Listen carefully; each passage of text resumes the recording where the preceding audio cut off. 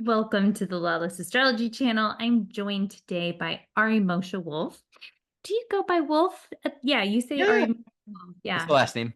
just double checking that you didn't just go by the first two names. Ari is amazing. Ari is an evolutionary astrologer. He's from a different school of evolutionary astrology than I am, but he is really, really, really good and spiritual. And he's somebody who can kind of take the nugget of something and make it really meaningful. And so today we're going to be talking about the Jupiter-Saturn trine that is in the sky right now, and that will be with us for some time because of retrogrades and so forth. And he's going to get into all of that, and we're going to talk about what it means for us on a deeper level. And so, first of all, let me welcome you, Ari. Thanks, Dabney. Happy to be here with you again. Yeah. And so if you want to check out Ari's work, I'm going to have a link below. He also has a Jupiter class on sale. And do you want to talk about your Mars aspect class? Yeah, I mean, for those that are catching it now, this weekend, November, whatever, I'm having a Mars class teaching Mars aspects. So a deep dive into the meaning of Mars aspects. I'll do live examples of those attending, transit and natal chart, really focusing on aspects from Saturn outwards. And if you miss it, it's available for purchase. So just check it out on my website, along with all of my offerings, sessions, my full study training program, my newsletter. You can Yeah. check out the And link. if you don't already subscribe to Ari, check him out on his YouTube as well. I'm a subscriber, so I try to catch his videos whenever I can. So Ari, do you want to set the stage and let us, let us know what's going on in the sky? Okay, so yeah, we were tuning into like what would be a fun topic, and something that I just noticed that I think is kind of easy to miss is this really long-standing trine between Jupiter and Saturn. And by the way, there's like I don't know if you ever find this, but I find I tend to miss the trines. I focus a lot on the hard aspects, like the deeper catalyzing, right? And I miss these because I'm so oriented around like what's like the big evolutionary push. But trines are great, and so maybe what we can do is sort of set up the stage for like what are the players, Mhm. what are the patterns of movement over this next several months, and also like spend some time discussing what this trine is. So I'll share the screen here so we can introduce what's going on.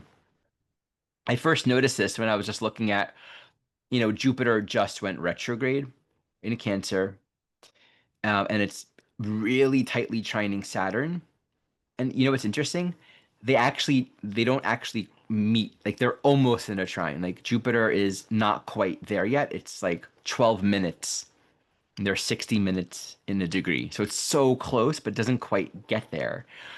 And Saturn this month is also stationing direct. So we have two very slow moving planets that are in this really important turning phase.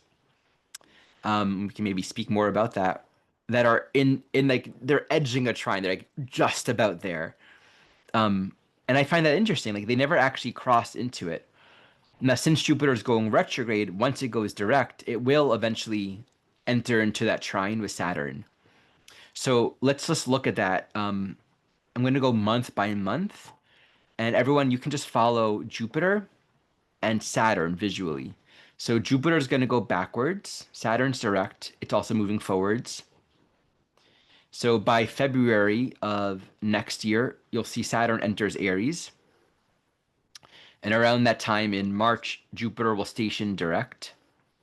So Jupiter's going to go direct in March and then go really gradually quicker and quicker and quicker into a trine. But interestingly, this trine will happen in the fire sign. So it sort of began in the water and it completes in the fire. So Saturn goes retrograde in Aries already at this point. By the time they actually complete the trine, Saturn's retrograde. Let's move this day by day because Jupiter's moving really quickly now. Looks like they exact at 13 degrees.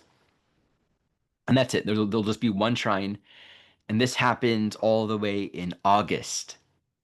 So this is a particular evolutionary theme between now and, I mean, how many months from now is August? Like 10 or something like that? It's like a long, It's a lot. yeah. Um, so, I mean, I'll share some observations and we can sort of riff and jam on what we learned from this. Jupiter at that time will be moving towards the south node. So that's going to be an important Jupiter south node conjunction. Um, Saturn will have already crossed into a new phase with Neptune deep into Aries. So it's a very like by this time next year, the Saturn Neptune ecosystem will be very different. Like right now, we're in this really powerful culmination phase. They're ending a cycle, about to enter Aries. By now, they're like deeply in this. So it's a very, very new phase within Saturn. So let's let's offer some perspective on this. Let's talk about the trine, and then maybe yeah, we can sort of take apart like what each of these signatures mean and what this larger relationship is right now. So this is a trine. There are two trines in a cycle. If you put your finger on Saturn, kind of move through the zodiac, this is 120 degrees. So this is what we call a first quarter square trine. This is a moment along the journey where there's a lot of creative actualization.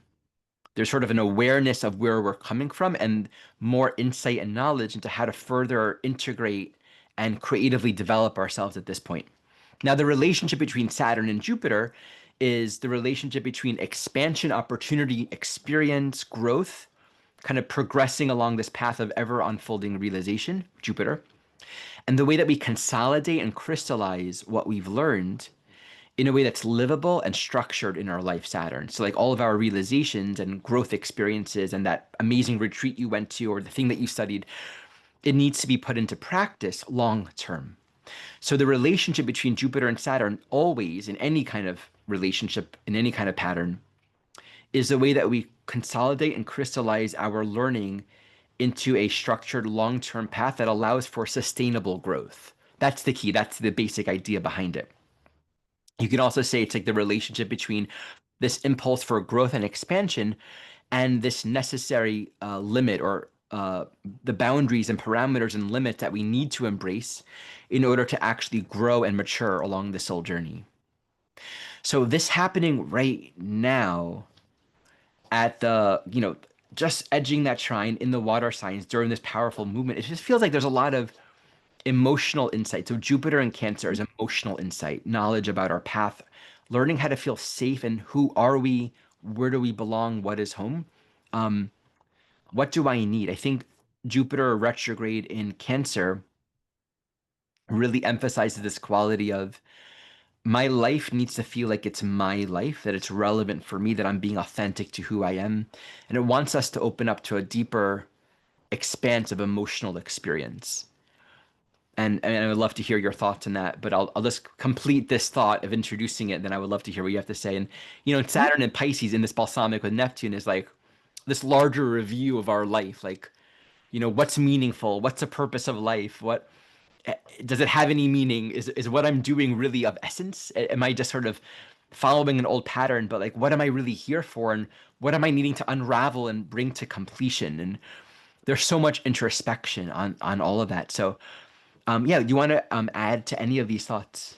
yeah. So one of the things that when I look at Saturn Jupiter, like in any transit chart or in a natal chart, the interesting thing in a natal chart for me with Saturn and Jupiter interactions is they have a way of balancing one another, whether that balance can be challenging for somebody or whether it flows.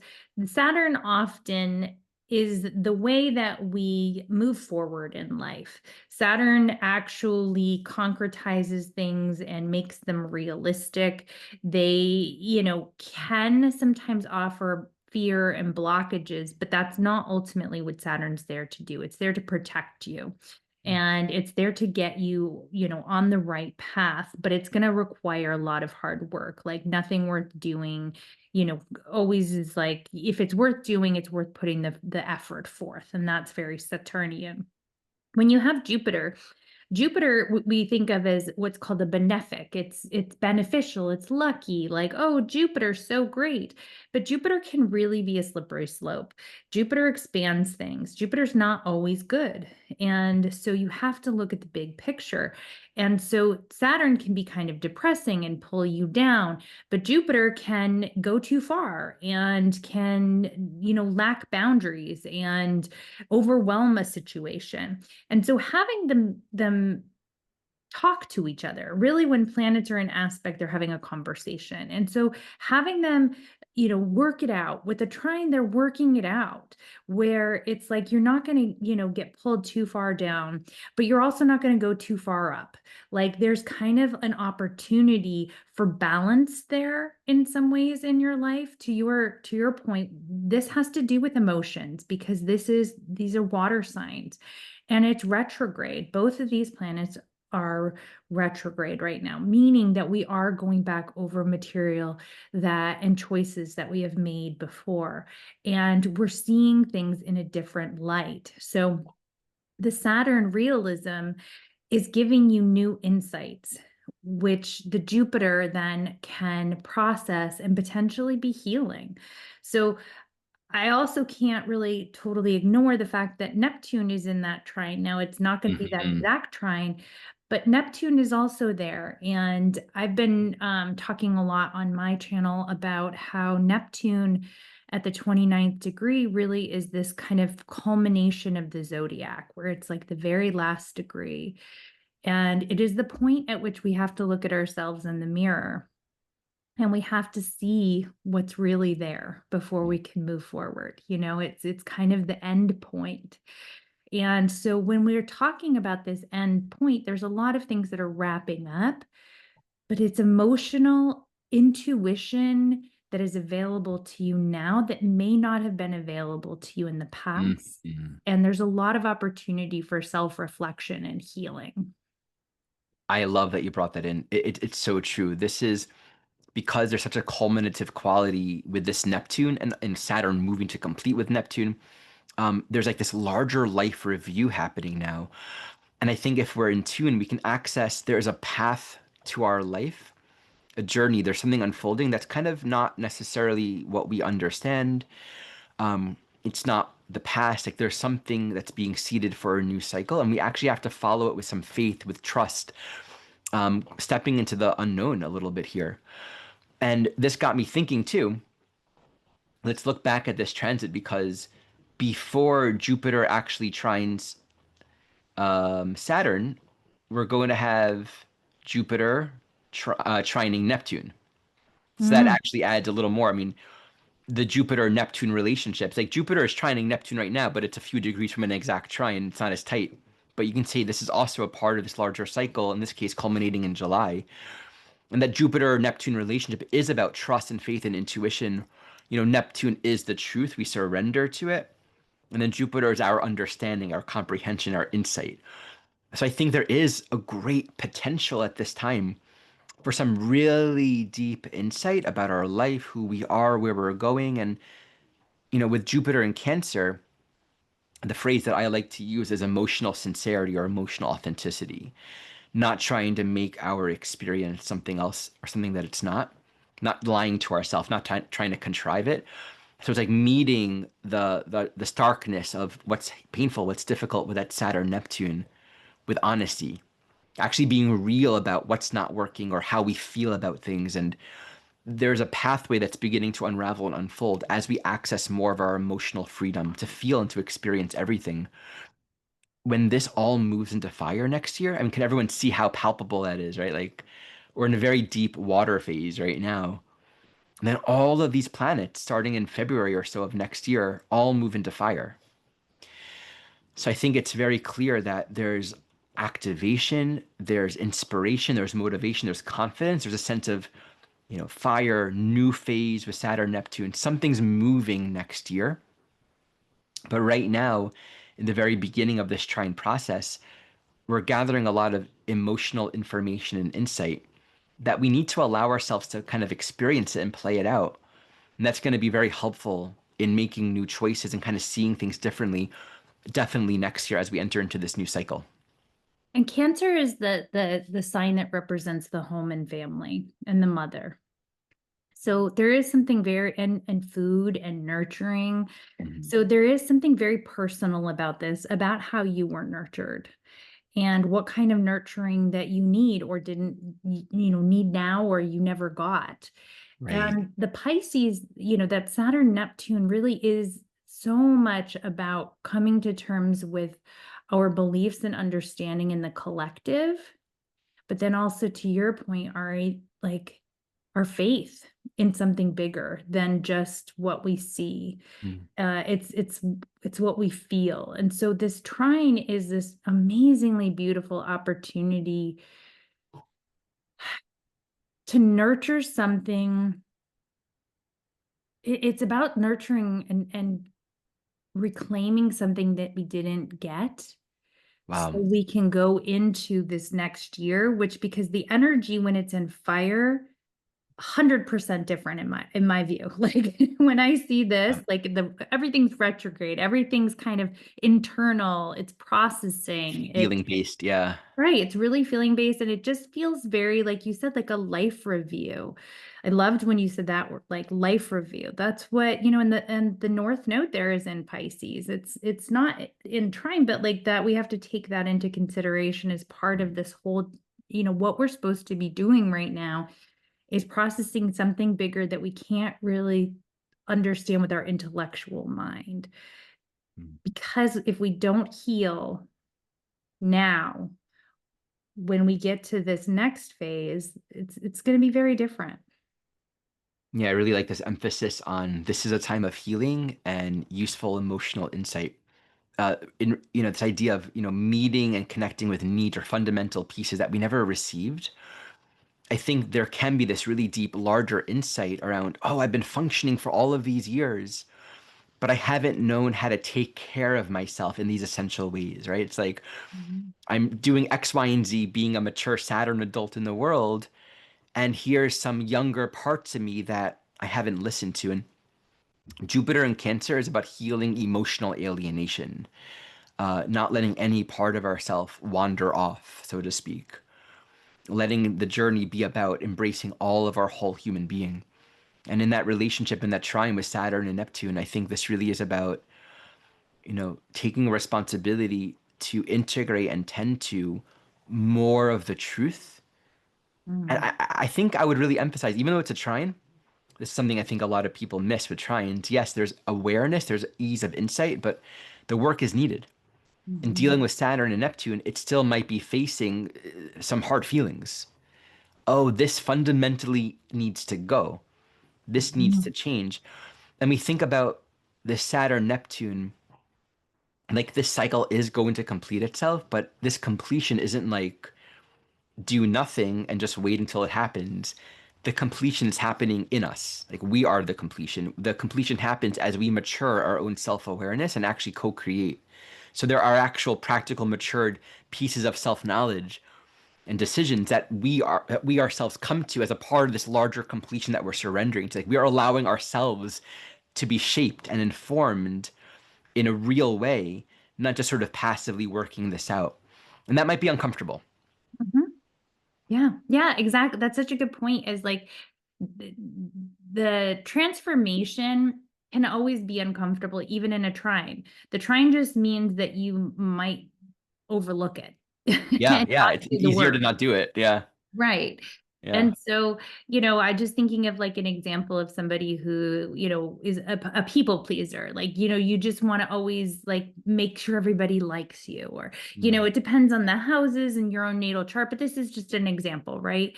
And it's almost like this is an opportunity to be like, oh, okay, if I'm a people pleaser at all costs, next year when the dynamic shifts into fire and I haven't kind of recognized where it's draining me, then Mhm. it is going to exhaust me more because things are going to accelerate, and that the people that there is going to be more that people want from me. Like, so that's just one example. So, or if you have a tendency to be escapist in like not want to deal with things, well, the credit card bills may come due next year. Right, Like that's kind of right. it's like it's all going to kind of come due next year. So now is like the opportunity to like be like, whoa, how can I work through this? I love that. If we pretended this is a natal chart also, right?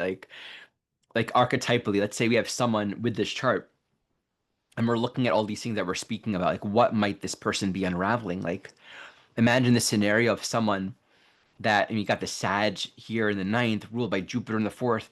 They travel all across the world doing this like really big work to feed people. You know, it's like Saturn, Neptune, just devoting yourself to this larger purpose, wanting to save others and do good work in the world, and all impersonal, just here to help. And Jupiter, it's like home is everywhere on the journey. The question that I would pose is, are you happy? Are you Okay. sourced? You know, Or have you given to, too much to what within? sacrifice, to what loss? And it's, yeah, Right. exactly. There can be this a deep sense of, yeah, I don't really know where my home is, or where I can feel replenished, or where I can feel, and that brings up some deeper pieces around, like, do we really trust life? Do we trust that life is designed for our own wellness, or do we have to? Is there a belief that we have to sacrifice and lose? Um, a lot of times, like Saturn, Neptune, Pisces dynamic can express as like we lack the sense of feeling supported and contained and protected in life. Yeah. And so we live a life almost like protecting others. And this is like, expanded with Jupiter and Cancer. Everyone needs to feel safe. And but maybe we're running away from something so fundamental and deep within ourselves in the guise of being very empathic and caring. This might be a deep thing that many of us, especially if we're just tending more towards that empathic nature, will be unraveling during this time. Beautiful. Yeah. And then that also echoes the Chiron and Aries in the first house. Like, do Mm-hmm. you have the agency? Like, can you care enough about yourself to put yourself first sometimes, which isn't always what needs to happen, but that might be what needs to happen to prepare for next year. It's interesting because this Jupiter will is squaring and will tighten its square. I guess let's Mhm. just briefly look at that because it's worthwhile. Um, Going week by week here, it takes some time. Jupiter's going really slow right now, you know. There, there you So it go. looks like in December, mid-December is when they actually square each other, and then Jupiter will square Chiron again next year. So that's Yeah. an interesting piece. Um, it reminds me of something that happened recently. So I have Jupiter in the fourth, natally. So I used to live in my van, a typical Jupiter fourth house thing. But I would go in the water. Like I would go in like flowing rivers whenever I could to bathe and cleanse and just. But I realized, oh man, I've been overly domesticated over the past several years, and I haven't really gotten in the water. So a couple of days ago, I said, during a break between sessions and teaching, I just walked to a local creek. And when no one was around, I took my clothes off, got in the water, and I'm like, oh, it's been so long.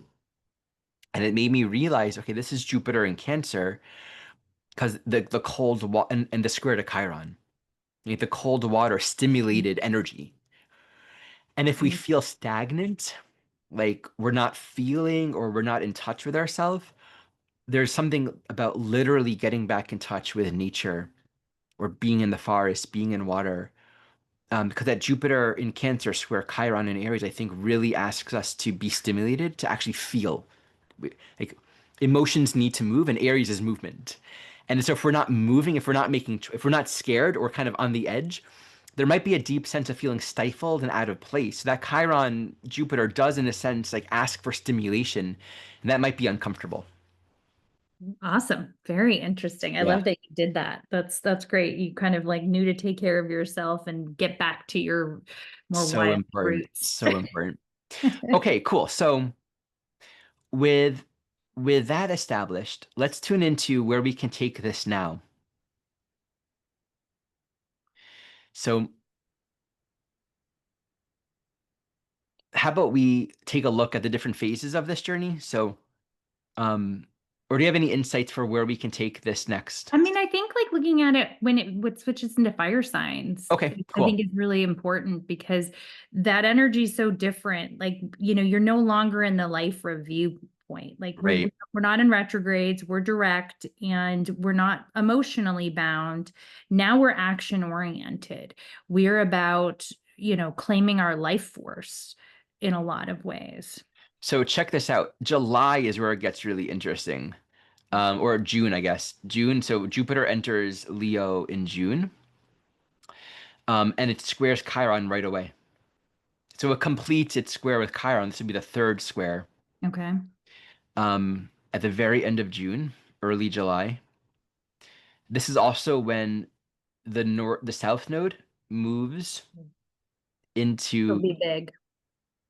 there you go. Where is it? It does it in July, I guess. It's stationing a whole bunch right now. There you go. Yeah, towards the end of July. And we have that Jupiter-Sun conjunction. We're going to enter into eclipse season, actually.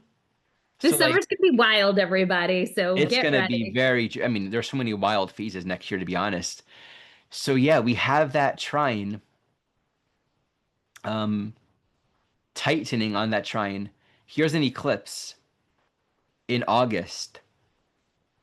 It's a solar eclipse that includes Jupiter. Basically Saturn's at the midpoint of this new moon and Jupiter conjunction. So yeah, I mean, And you're past the Neptune piece of it.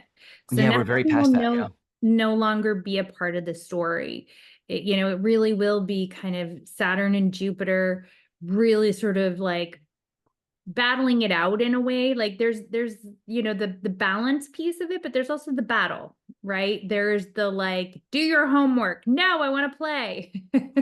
Like there is sort of that aspect of like, you know, evolutionarily, what I would think with Aries and Saturn is it is about responsibility for your actions. It is taking accountability for yourself, first and foremost. Like we're no longer, thinking about our spiritual journey. This is about right action in the world. And the highest Mhm. expression of Aries is someone who, has a lot of energy and gets things, they declare themselves in the world. It correlates with spring. It's a cardinal sign. And so Saturn is saying, like, can you take responsibility for yourself?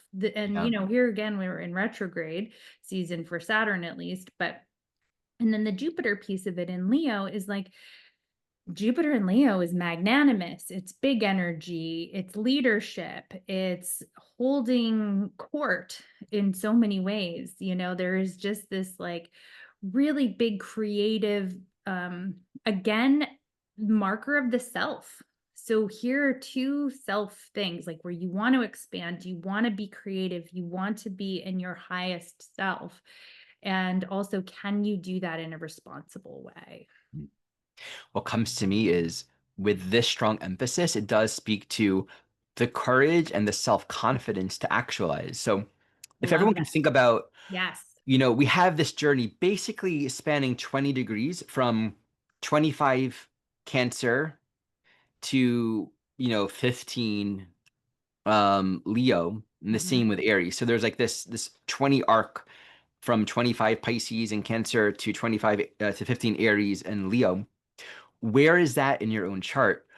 This symbolizes where there is actually going to be the need to, as you're saying, taking responsibility for our life and actually creating the discipline and effort. Saturn and Aries is effort. Trying to Leo, don't just rest on your laurels and like let it be easy. You have all of this creative energy. It needs to be used. Otherwise, I think there'll be a deep sense of restlessness and almost like an adolescent need to like create some excitement or um Or return to a anger, sense of right? play Like just or anger. Yeah, it's like, hey, what bitter. about You're just me? bitter. Yeah. Like, what Yeah. about me? What about exactly. It's like during this time of unraveling in these 20 degrees, I think we're really reconnecting with what's meaningful, what's true, what do I really want to be doing with my life? And I think the next few months in particular, in my sense of it, as Saturn and Neptune move direct and move into Aries, it's a big karmic reckoning. Am I really claiming why I'm here versus why I thought I was here? But am I claiming why I'm here?